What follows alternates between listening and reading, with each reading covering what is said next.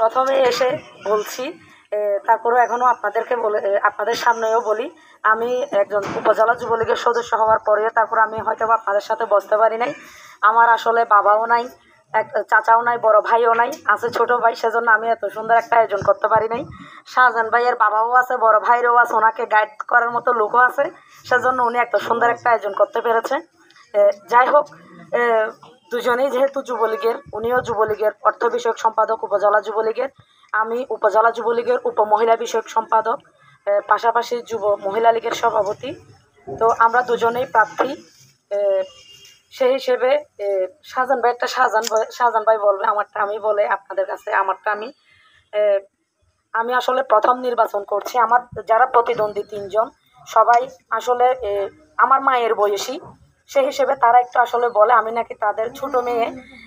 তবে ছোট মেয়ে হলেও আমি আসলে একজন মাস্টার্স কমপ্লিট করেছি, আমি একজন সাংবাদিক, আমি একজন নারী উদ্যোক্তা হিসেবে জেলা থেকে শ্রেষ্ঠ জয়িতা নির্বাচিত হয়েছি।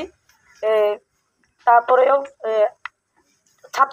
ছাত্রলীগ থেকে উঠে আসছি, আমি স্কুল লাইফ থেকে ছাত্রলীগ থেকে উঠে আসছি। আমার বাবাও একজন উপজেলা আওয়ামী লীগের সভাপতি ছিল, আপনারা সবাই হয়তো জানেন। আমি একজন আওয়ামী লীগ পরিবারের কন্যা, আমার রক্তে বলতে গেলে রক্তে আওয়ামী লীগ। তো যাই হোক, আমার প্রতিদ্বন্দ্বী যারা তারা আসলে কোনোদিনও আওয়ামী লীগের রাজনীতির সাথে জড়িত ছিল না। সেই হিসেবে আপনারা যেহেতু সবাই আওয়ামী লীগের, আপনাদের কাছে আমার একটা অনুরোধ, আপনারা আমাকে 21 তারিখ বিপুল ভোটে নির্বাচিত করবেন।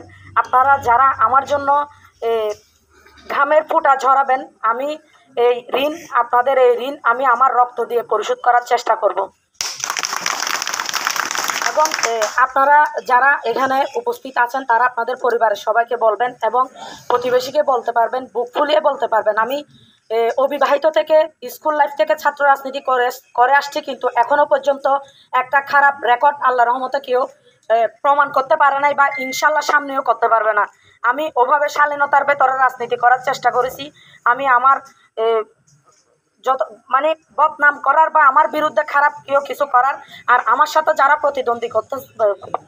প্রতিদ্বন্দ্বিতা করতেছে আপনারা তাদের বিষয়ে আপনারা জানেন এবং আরও বুক ফুলিয়ে বলতে পারবেন আল্লাহ রহমতে যারা আমরা 4 জন প্রতিদ্বন্দ্বী মহিলার মধ্যে তারা আসলে সমালোচনা নয়, তারা বিভিন্ন আমার বিরুদ্ধে আসলে ষড়যন্ত্রমূলক কথা বলছে হিসেবে আসলে কথাগুলো বলা যাচ্ছে, যেহেতু আপনারা আমাদের একই পরিবারের একই সংগঠনের লোক। সেই হিসেবে তারা মনোনয়ন ফর্ম জমা দেওয়ার সময় আসলে একটা সার্টিফিকেট 5 পাসের সার্টিফিকেট পর্যন্ত জমা দিতে পারে নাই, তারা ওখানে লিখেছে স্বশিক্ষিত।